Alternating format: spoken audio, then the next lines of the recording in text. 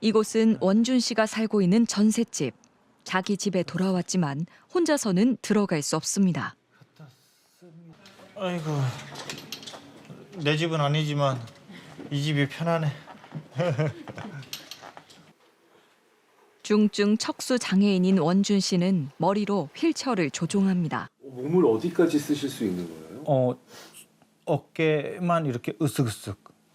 그럼 어깨 이하로는 어깨 이하로는 이제 운동신경도 차단됐고 감각신경도. 팔다리가 불편하다고 못할 것은 없습니다. 현재 그는 장애인식 개선 교육 강사로 활동하고 있습니다. 저걸로 다. 강의 자료도 직접 만듭니다. 4년 전 가족들과 살 집을 급하게 구해야 했습니다. 깨끗한 신축 빌라. 입주를 망설일 이유가 없었습니다. 문제는 2억 원이 넘는 전세금이었습니다. 1억 3천만 원은 이제 은행에서 대출을 받았죠. 전세자금 대출. 나머지 부분을 어머니 그 돈으로 전부 다 채워 넣은 거니까 100만 원 빼고 어머니가 했네요. 7천만 원. 태어나서 처음으로 자기 방을 갖게 된 아이들은 새 집을 너무 좋아했습니다. 집안 곳곳에 남아있는 행복한 기억. 2년이란 시간이 금방 흘러 어느새 전세 계약 만료가 가까워졌습니다. 이제 뭐 언제 만기인데 뭐 연장을 할 거냐 아니면 뭐 나갈 거냐 뭐 이런 식으로 물어봤었던 것 같아요. 그러면 연장하겠다. 등기부등본 확인해 보셨어요? 예, 그럼요. 봤었죠. 그때도 뭐 다른 근저당이나 이런 거 담보 잡힌 건 전혀요. 어. 예. 별다른 특이 사항 없이 깨끗했던 등기부 등본. 심지어 채권 사항이 기재되는 을구에는 기록 사항이 아예 없었습니다. 원준 씨는 망설일 것 없이 2년을 더 살기로 계약을 맺었습니다. 그런데 올해 1월 청천벽력 같은 소식이 날아들었습니다. 갑자기 장문의 문자를 보내온 집주인. 내용은 충격적이었습니다. 집주인이 전세 보증금을 돌려줄 수 없다고 일방적으로 통보해 온 것입니다. 2억 원이 넘는 전세금을 못 돌려준다는 집주인. 무슨 영문인지 직접 확인해야 했습니다. 아무리 전화를 걸어도 집주인과 통화를 할 수는 없었습니다. 알고 보니 이 집은 전형적인 무자본 투자로 매매된 집이었습니다. 전세가와 매매가가 같은 것은 물론 계약금과 잔금을 치르는 날까지 동일했습니다. 건축주가 새로 지은 빌라, 노갭 투자자와 전세 세입자가 나타나면 거래가 시작됩니다. 세입자는 건축주에게 전세금을 주고 빌라에 입주합니다. 전세금을 챙긴 건축주는 소유권을 넘기고 노갭 투자자는 새로운 집주인이 됩니다.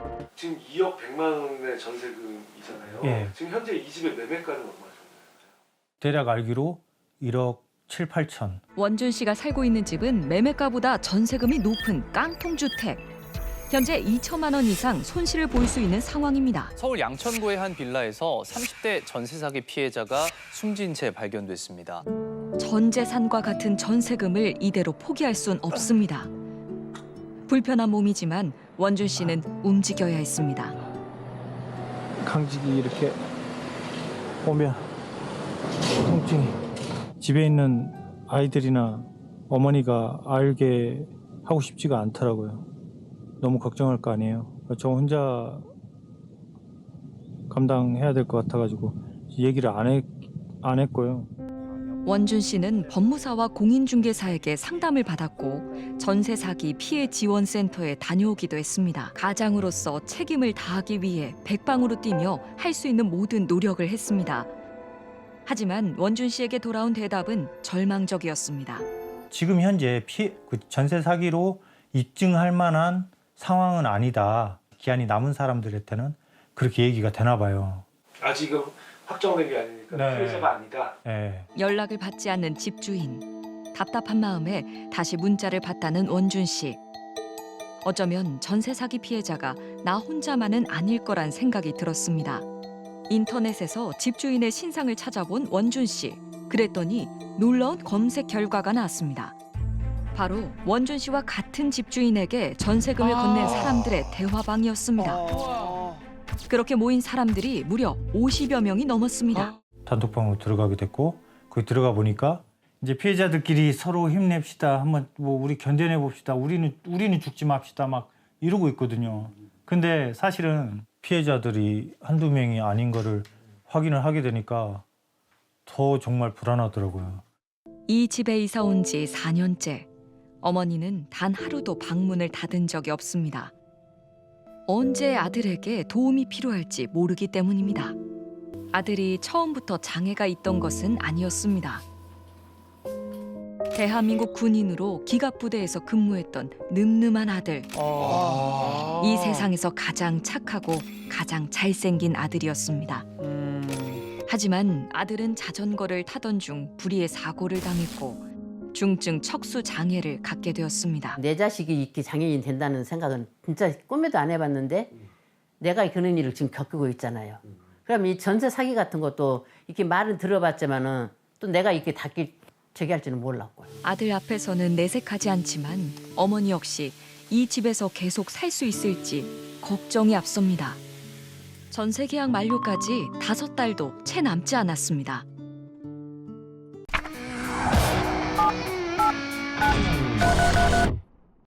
전세가와 매매가가 같았던 노갭 투자 빌라.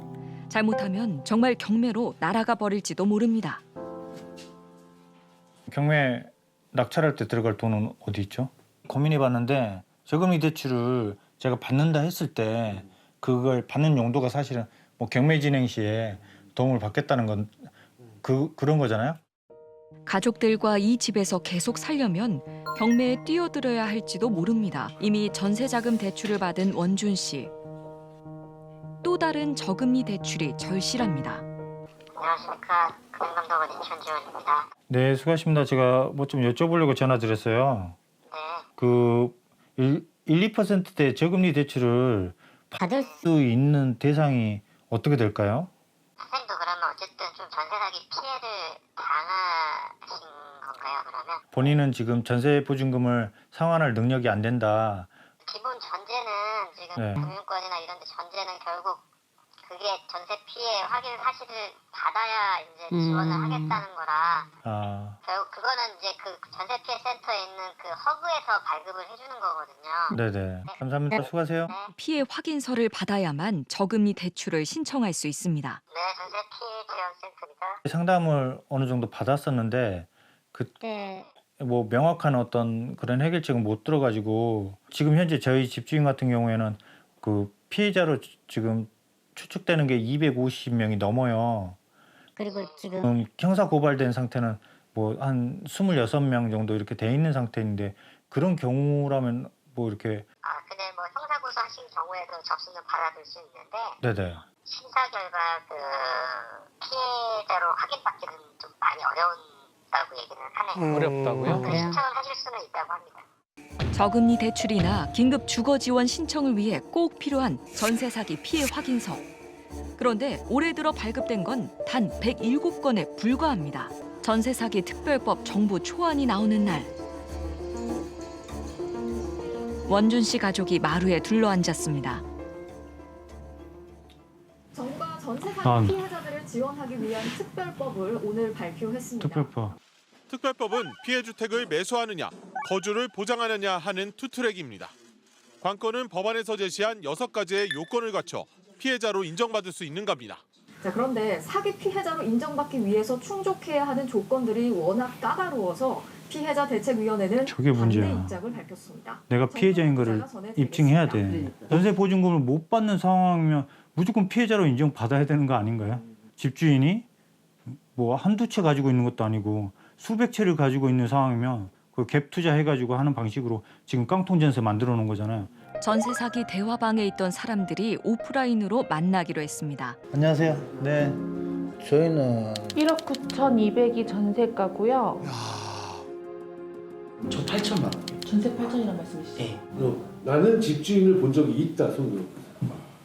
두 분을 보셨고 두 분을 알고 보셨고. 저희는 계약할 계약할 때 때 이 사람이 왔었어요. 아 이 진짜요? 뿔테 안경도 이 머리도 저 모습이었어요. 지금 딱 사진처럼? 아니요, 사진처럼 이렇게 단정한 정장을 입고 있지 않았어요. 임대 사업이라고 하시니까 저희는 막 이렇게 삐까번쩍하신 이런 돈 좀 분이신 있고 줄 알았는데 있어 보이고 그럴 줄 출입 알았는데. 와가지고 계약서 쓰는 날도 본인 거만 날인하시고 이제 신분증 이거 확인하시고 가신다고 가셨어요. 네. 저희 아직 다 안 끝났을 때. 다 끝나진 않은데. 자기 것만 다 근데 하고. 부동산에서도 저 사람 믿을만하다. 저 사람 임대사업자니까 진짜 믿을만한 사람이고. 사람이다. 그 집주인한테 물어봤대요.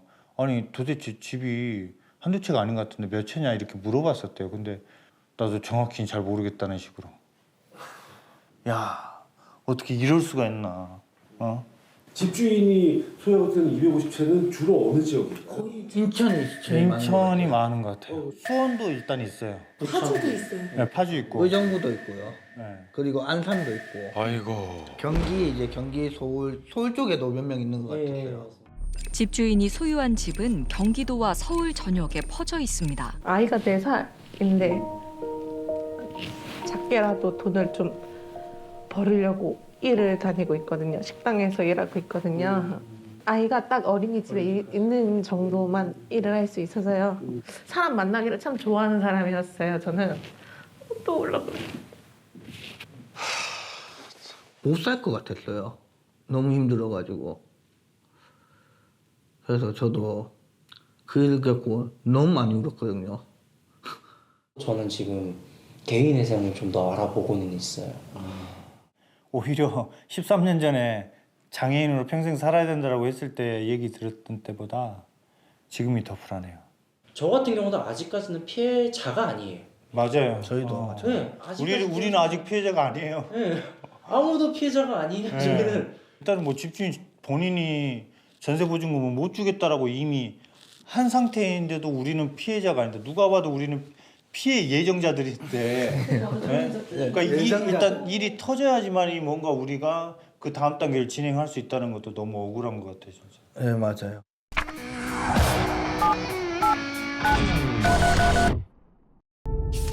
노갭 투자 계약을 성사시킨 부동산. 공인중개사들은 원준 씨의 빌라가 깡통 전세가 될 수 있다는 것을 몰랐을까? 전세 계약에 연관된 부동산들을 찾았습니다. 최초로 빌라를 중개해준 부동산. 부동산이 사라졌어요. 두 번째 전세 계약을 대리한 부동산도 다른 부동산으로 바뀌었습니다. 집주인에게 수차례 문자와 전화를 했지만 그의 입장을 들을 수는 없었습니다. 제가 여기 2019년 10월 4일에 이사 왔거든요. 10월 4, 천사잖아요. 아, 뭔가 이 집에서의 어떤 천사의 기운으로 정말 아이들이고 어머니고 다 우리 가족이 행복했으면 좋겠다. 그래서 의미 있는 날 이사했으니까 하면서 되게 잘 살아보자 이런 생각밖에 없었던 것 같아요. 뉴스 그 전세 사기 관련된 뉴스가 딱 나오는데 거기에서 위로를 해주더라고요. 그 전세 사기 피해자 분들의 뭐 잘못이 아니다. 그냥 전세 세입자예요. 그냥 돈이 없어서 집을 못 사니까 은행에서 돈 빌려서 있는 돈 끌어모아가지고 가족들 살 수 있는 집 구한 거밖에 없잖아요. 그게 그렇게